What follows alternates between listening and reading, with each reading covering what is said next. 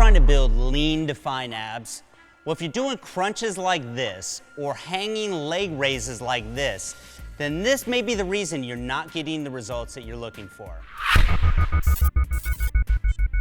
I'm James Grage, and I'm here at the BPI Sports Training Facility, and in this video, I'm gonna reveal some of the simple secrets for getting six-pack abs. So let's get to it. So let's go back to the first of the two clips. Can you figure out what I'm doing wrong here? Now, it's actually something that's very easy to correct when you understand the function of your abs. Your six-pack is made up of a muscle group called the rectus abdominis, which enables the curvature of the lower spine and the tilting of your pelvis.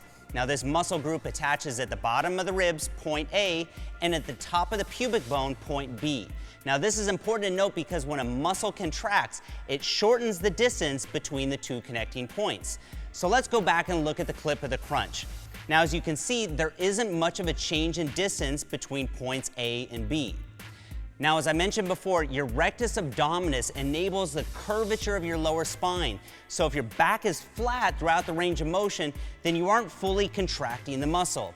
This is why a plank may be a good core stabilization exercise, but it's a poor abdominal isolation exercise. A good comparison would be doing a biceps curl like this, right? You're never gonna build great arms that way, and the same holds true for abs. It's no wonder some people think they have to do 1,000 crunches a day to get abs, which isn't true. So, to properly do a crunch, think about bringing your head towards your knees instead of up toward the ceiling. Just make sure you don't pull on your neck or head. Now, as you can see here, this now gets a nice curvature in the lower spine and brings point A and B closer together. You should now feel a greater contraction throughout your entire abdominal region. So once you've mastered proper technique, you can then add resistance into the exercise. High reps don't build your abs or burn belly fat. You build your abs the same way you would build any other body part, with resistance. But we'll talk about that more later. So let's first go back and look at that second clip of the hanging leg raises. Now, I'm sure you've seen this exercise plenty of times in the gym, as well as online and in the fitness magazines. Now, with that being said, it's totally ineffective the way you see it here. So knowing what you do now about the rectus abdominis, I bet you can already guess why. If you point out the fact that there's no shortening of the distance between point A and B, then you're 100% correct. Now, see, I told you that we would take all the mystery out of ab training.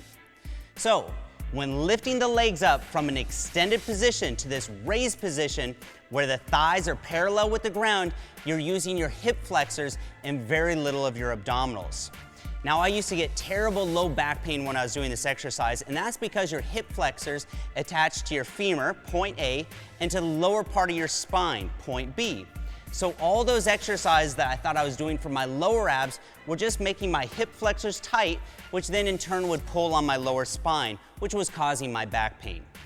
So now, the hanging leg raise is actually a very effective exercise when it's done correctly. So to do it properly, we need to get that pelvis tilted up. And to do this, we're gonna eliminate this first part of the range of motion that we see here in the clip. So instead of finishing in this top position, we're gonna use that as our starting point. From there, we're gonna do a reverse crunch. Now, don't think about bringing your knees straight up toward the ceiling, but instead think about bringing them towards your head, just like we did with the crunch, but in reverse. So you can see here that we're now getting good curvature in the spine, and we're bringing points A and B closer together for maximum muscle contraction. Now, make sure you don't use momentum or swing. Start with a slow and controlled movement and then squeeze at the top before coming back to the starting position. Now, that squeeze is the most important part, so don't rush it. So now that you know what the function of your abdominals is, you can apply this exact same discipline to any ab exercise. If it doesn't meet this criteria of shortening the distance between points A and B, then it's not the best bang for your buck when it comes to building your abs. Now, in our next video, linked below, I'll share with you my ab routine that includes my favorite ab exercises that you can do at home, as well as my favorite exercises for the gym. So make sure to subscribe to this channel for more content like this on training, nutrition, supplementation, and gym motivation.